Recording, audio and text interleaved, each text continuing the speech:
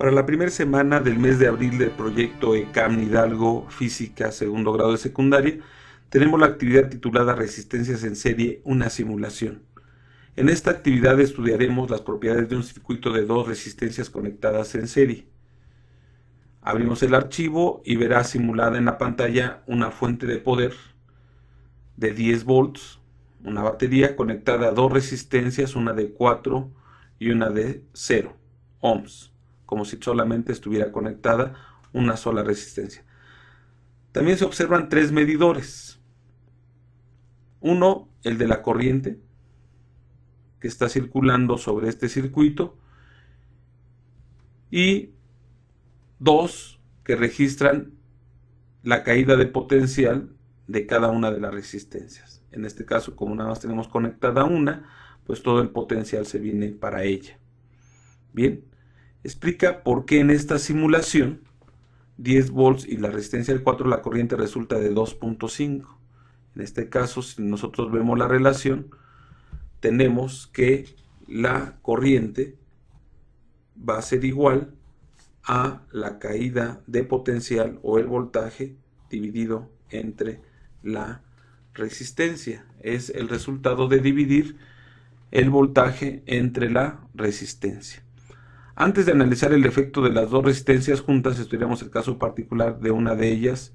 Si una de ellas es de 0 ohms, o sea que realmente no hay resistencia, aumenta el voltaje hasta 40 volts. Entonces vamos a aumentarlo hasta llegar a 40 volts. Ahí lo tenemos, hemos aumentado la caída de potencial. ¿Qué le pasa a la corriente? Pues en este caso la respuesta es que aumenta. Al aumentar el voltaje, aumenta la corriente. Entonces quiere decir que son directamente proporcionales. Y aumenta a 10, que vuelve a ser el resultado de dividir 40 entre 4. ¿Cuál es el valor de la corriente para un voltaje de 40 volts? Ya lo dimos, 10 amperes. Verifica la ley de Ohm, que dice que voltaje es igual a resistencia por intensidad. Se satisface en este caso si nosotros multiplicamos la corriente por la resistencia o la resistencia por la corriente, me va a dar precisamente 40 y se cumple. Entonces esta es conocida como la ley de Ohm, y de ahí se pueden derivar otras dos fórmulas, que sería resistencia igual a voltaje entre intensidad, o la que ya mencionamos de intensidad igual a voltaje entre resistencia. Por lo tanto, la resistencia y la intensidad son inversamente proporcionales. Si quisiéramos una corriente de 5 amperes, ¿qué voltaje deberíamos de aplicar? Si nosotros tenemos que la resistencia es de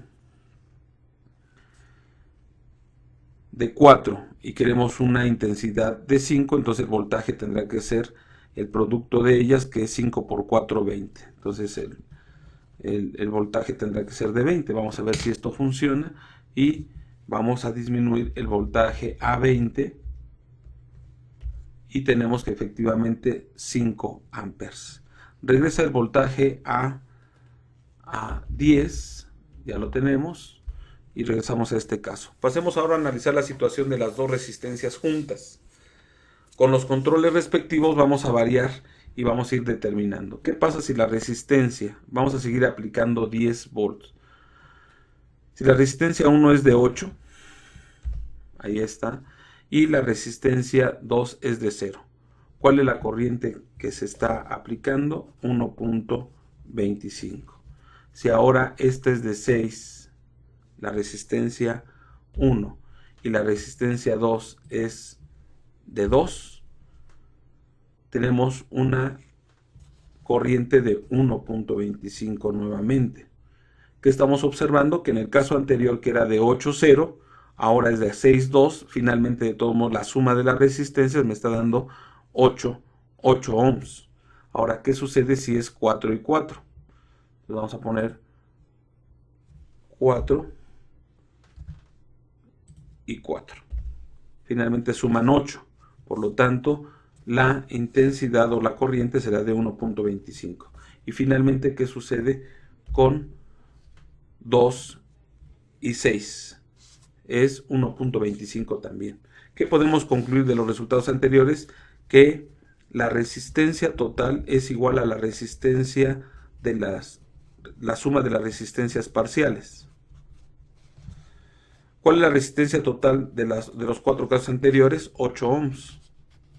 Esa se volvió como una constante y se repartió en las dos resistencias. De acuerdo con la ley de Ohm, ¿qué corriente debe haber en un circuito con un voltaje de 10 ohms y una resistencia de 8 ohms? 1.25, que es lo que nosotros encontramos aquí. Si la primera resistencia fuera de 5 y la otra de 3, finalmente también están sumando 8. ¿Cuál sería la corriente? Pues 1.25. Y puede ser 7,1, o 0.5 y 7.5, o 7.9 y 0.1.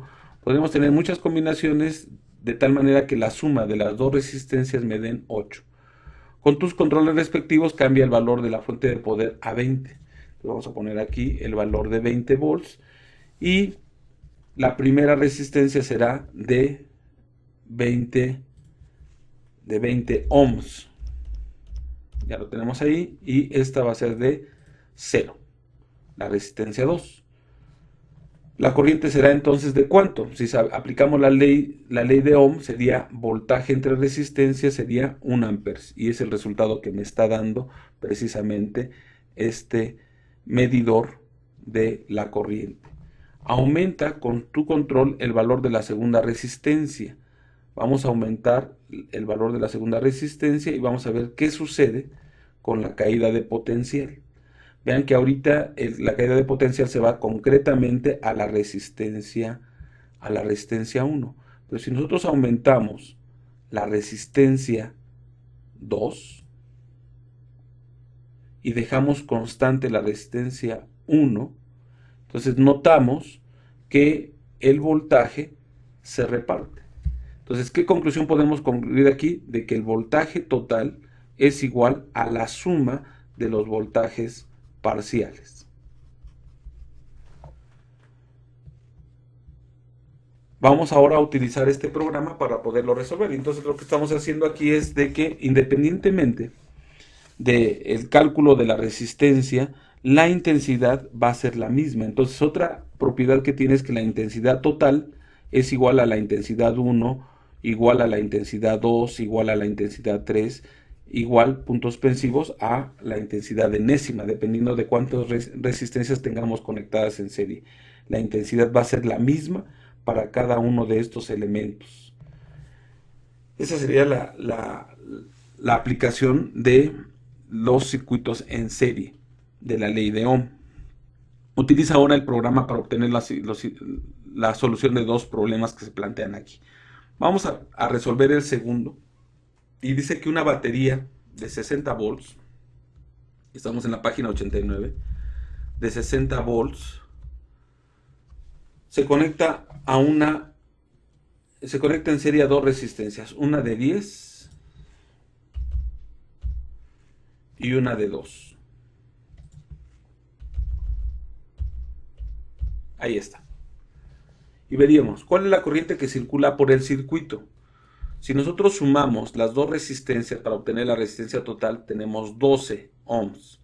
Y 60 entre 12 me da 5. Entonces la justificación es 5 amperes.